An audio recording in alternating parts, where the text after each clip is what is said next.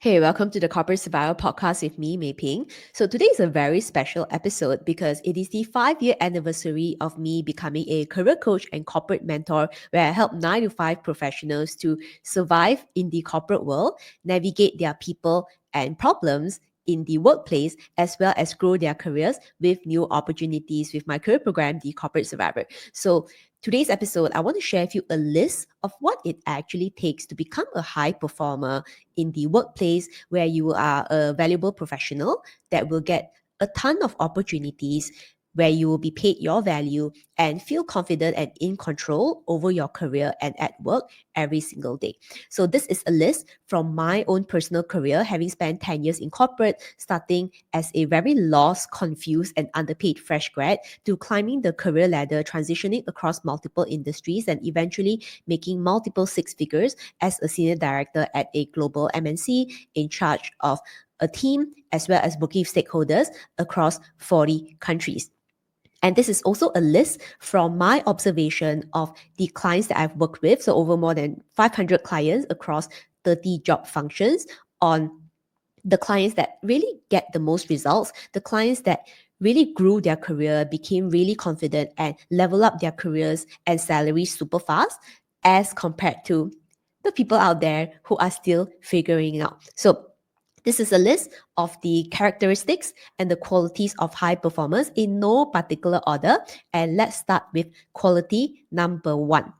So, number one, what it makes a high performer is someone who is focused on solving a problem rather than bringing a problem to the boss. So, high performers understand that bosses do not like problems, right? Anything negative is a disruption to the workflow. So therefore, it's a headache for the boss. So therefore, as a high performer, you want to focus on solutions. Now, I'm not saying that you cannot bring problems. Obviously, problems will happen at the workplace. That is very normal. But what I am saying is the mindset of coming up with solutions, coming up with recommendations and suggestions to solve the problem, because this demonstrates leadership skills. This demonstrates critical thinking skills. And this also demonstrates that you are ready for the next level, because guess what? At the next level, you are going to be in a management and leadership position where you will need to lead your team to solve problems. So the earlier that you can demonstrate that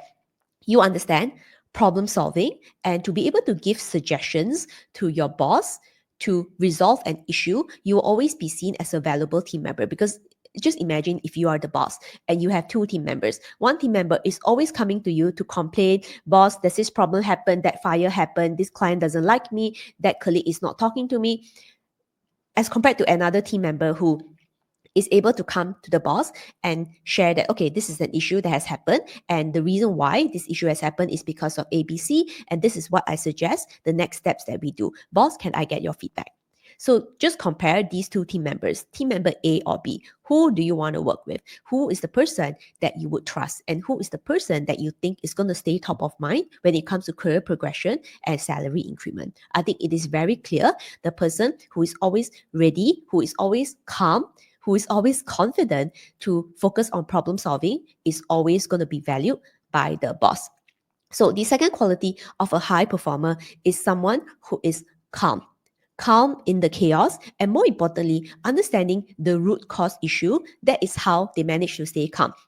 Now, one of the things in my career that many people have asked me is, Mei Ping, you have managed a lot of multi-million dollar projects. You have worked with stakeholders across different career levels. Obviously, it's a challenging time because no project is perfect. Nothing ever moves 100% smoothly. So how do you learn how to become calm, confident, and in control?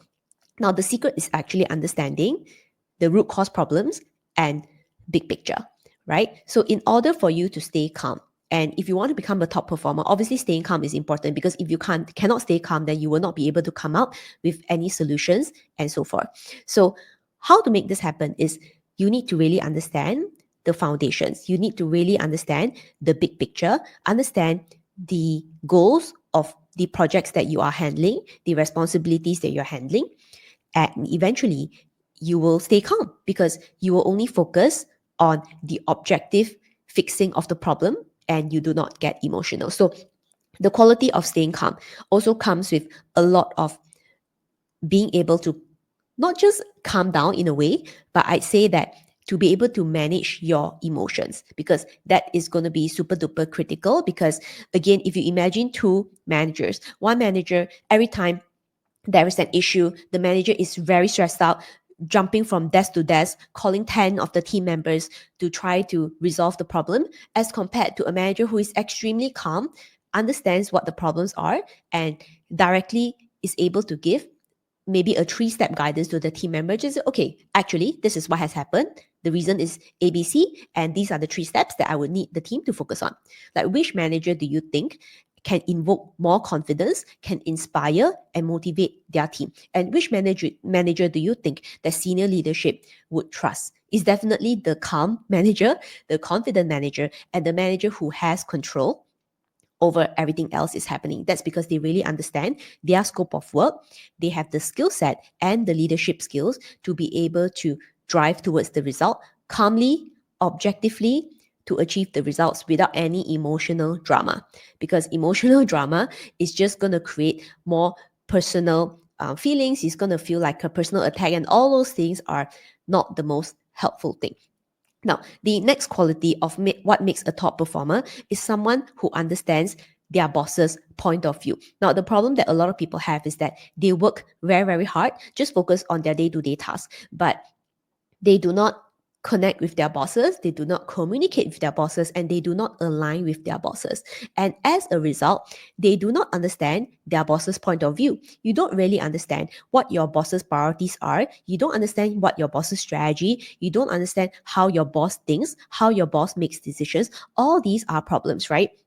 Because if you don't understand what your boss cares about, if you don't understand what are your boss's priorities, you don't understand how your boss makes decisions, then how can you ensure that the work that you're presenting, the work that you're spending hours and hours and hours trying to deliver actually meets expectations? So a very, very good high performer, right? A person that can become a high performer makes an effort to communicate and connect with the boss, to get feedback, to consistently share progress updates, to understand the boss's point of view so that you can work more efficiently. Because again, if you compare two team members, maybe team member number one is the person that works the longest hours, but do not ever talk to their boss. So they get a piece of project, they immediately get to their desk and starts working on the thing. And they wait 2 months, then they deliver that piece of work to the boss, only then to realize that that's actually not what the boss wants. Maybe there was a misunderstanding on the scope. There was a misunderstanding on what good quality looks like, as compared to team member number two, where immediately when they get the project, the first thing that they do is to have an alignment meeting, a confirmation meeting, a clarification session with the boss to really nail down what exactly needs to be done, to define the milestones, to set up recurring progress update meetings, and to set up specific milestones so that the work can be delivered for feedback, to make sure that the boss is aligned and agreeable on what needs to be delivered as they move towards the timeline. Again, if you compare these two team members, right, who is actually the better team member? Who would you want to work with if you're the boss? Someone who thinks that they know what they're supposed to do and disappears for 2 months, do not send any updates and try to figure it out on their own, or the team member who is proactively engaging, proactively connecting, and proactively communicating with the boss, right? So I think it is very, very clear. Now, the next quality of what makes a high performer is someone who continues and actively shares about the good work that they have done. Now, every single high performer knows this, because you cannot become a high performer if the boss doesn't know what you've been working on. The boss has no idea that you're putting in the hard work. The boss has no idea you are responsible for a bunch of things, the effort that you have put in, and the people that you're working with. Now, that is why a lot of people, then they think that they are very hardworking, they put in a lot of hours, a lot of effort, then to come disappointed that they do not get the recognition that they wanted. But guess what's missing? It's the FaceTime, right? It's the updates, it's the impression and the connection with the bosses. So if you want to become a high performer, it is really, really important to focus on your visibility. Now, I'm saying visibility after you have already mastered the corporate world fundamentals, meaning that you have clarity confidence and competence, and you're already doing a very, very good job. Now, there's no point getting visible if your work is in a chaos, because why would you want to let everyone know that you are incompetent? No. So visibility comes once you have mastered clarity, confidence, and competence. And every high performer knows that you need to speak up and you need to talk about all the good work that you have done, so that from your boss's point of view, you stay top of mind as the person that is contributing a lot, a very, very valuable team member that is ready for the level up and the ready for the career progression, salary increment, and new opportunities, projects, and so forth. So you need to talk about the good work that you have done. Because guess what? If the boss has no idea the good work they have done, then how can this be reflected in a performance review? So ultimately, you will not be considered a high performer, because the boss has no idea. Therefore, it's not going to reflect in any performance rating. It's not going to get reflected in any performance reviews. And therefore, you will not become a high performer and you will not get rewarded with the salary increment, promotions, and so forth. So all this has a snowball effect, right? But what we want to do is that to connect the right jigsaw puzzle pieces so that you can get rewarded for your hard work. Whether it's a career level up, it's a progression, it's new opportunities, projects, more pay, more opportunities, and so forth. So this is something that every single high performer understands. Now, the other quality that every single high performer has, and I think this is a bit of an underrated quality, is being able to identify what is the root cause issue when problems occur. So remember at the beginning, I talked about how a high performer needs to be a problem solver and not a problem reporter or a problem creator. But I think what a lot of people miss out is, in order to solve a problem, we must first understand how did the problem occur? What is the actual issue? A lot of people, they focus on the symptoms. Oh, this fire is burning, that fire is burning. We need to start fixing things. But are you fixing the right thing? Are you looking at the right issue? So one of the things that in my career program, the Corporate Survivor, that we do every single month is in our members Q&A call, where I help my members to actually review their current career or work situation in detail to interpret and understand the root cause issue of what has actually happened versus what you feel has happened. So this is something that a lot of senior management are experienced to do, but depending on your career level, you might not be as experienced yet. So I'll give you an example. So for example, maybe a new manager has entered the team and the new manager is starting to make a lot of changes and there is lack of communication, right? But from a team member's perspective, you might feel extremely frustrated that this new manager is coming in and a lot of things are changing. So you suck it up, you keep quiet, and you complain to your peers or you complain to your friends, but you still do the work. But maybe what needs to be done instead is just a bit of the alignment issue, right? There's some communication. And instead, the issue could have just been a one-time catch-up session with the new manager to understand what are his priorities and what you need to focus on instead, and what is the communication style like.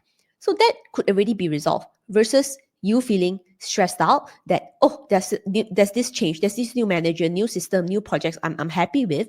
Instead of keeping quiet, then we really need to understand the root cause issue could just be a communication error, right? It could just be a missing one-time catch-up session where if you just schedule that session, like the problem, it will resolve itself in 30 minutes, because after that one-on-one session with the new manager, you have clarity on the team's priority, you have clarity on what you need to focus on in the next 30 days, and what is the communication expectations and how you're going to be reporting progress to the new manager. So that issue is already resolved. But imagine if you just identify the wrong problem and you just assume that, oh, this new manager is crazy and therefore I'm just going to complain to my friends. So that problem is probably not going to get resolved, and instead the snowball is just going to become bigger and bigger and bigger, and therefore you have a lot of negative emotions that is involved as well. Now, there is a last but not least, a last quality of a high performer that I have personally implemented and have this mindset, and this is something that I also pass on to all the students that I work with, is to learn how to identify and sell your value. Now, a lot of people, they feel stuck at their jobs is because they are working every single day, but they find it very difficult to explain what they have actually done, what they have achieved. Now, if you cannot explain to me in 30 seconds, right, what is your main role in this company, right? What is your biggest contribution and how you add value? It tells me that you have no idea. So therefore, even if you have a chance to interview or during a networking event, or maybe you happen to meet someone at a senior level that can give you the opportunity that you want, even if you get that chance to have that meeting, you may not know what to say. Your mind might go completely blank. So this is something that happens to a lot of people, but high performers know that you always need to be prepared because opportunities may pop up. And when the timing is right, you want to make sure that you are ready to always sell yourself. So you need to really understand, right? How are you contributing in this role? What is the value that you bring as a professional? And to make sure that you have it on top of mind at all times. And this is something that every high performer is able to do. They will be able to tell you very quickly, this is what I'm doing right now. These are my top priorities. This is how I'm contributing to the team. If you speak to any top performer, they will be able to confidently tell you that, because this is also how they are going to sell their value during interviews. Because the clearer you are in terms of the contributions, the achievements, and the value that you bring, the more conviction you can communicate that to a new hiring manager during an interview, or even when you're talking to C-suite, you're talking to the big boss, right? The reputation and the impression that you can create by being confident and being someone who actually knows your value and being able to clearly articulate and communicate why you deserve the next career level up, why you deserve that progression, that is something that will allow you to go a very, very long way. And personally, for me, that is also how I have managed to climb the career ladder. And I was promoted every single year at a global MNC, which really has never happened before. For example, I moved from director to senior director at Standard Chartered Bank in 1 year. A lot of people take maybe 6, 7 years to do that. But I've done it based on all the things that I've just shared with you. Again, it's a list of the qualities of high performance, but it's definitely not the full list. So if you want more of that, you can definitely drop a comment. Then I'll make another episode to share more of the qualities of high performance with you. But I think the good news is that these are all skills that can be developed. It's not that anyone is born naturally with it. It's not. It's something that can be developed, and you can develop that as well. And this is how I help my corporate survivor members to do, particularly in our monthly members Q&A calls, where we deep dive into understanding the root cause issues, how to navigate people and problems at the workplace, and how to better make career decisions and to trust yourself that you are making the right decisions by correctly assessing what is happening to your career and the next steps that you need to take. Because if you cannot identify the right problems, then you cannot fix the right problem. So therefore, any action that you take, while it feels that you are moving forward, but actually you're not really moving forward. So in order to fix the issue, you need to first understand actually what is the problem that's happening at work, what is actually happening in my career, so that you can actually feel more in control.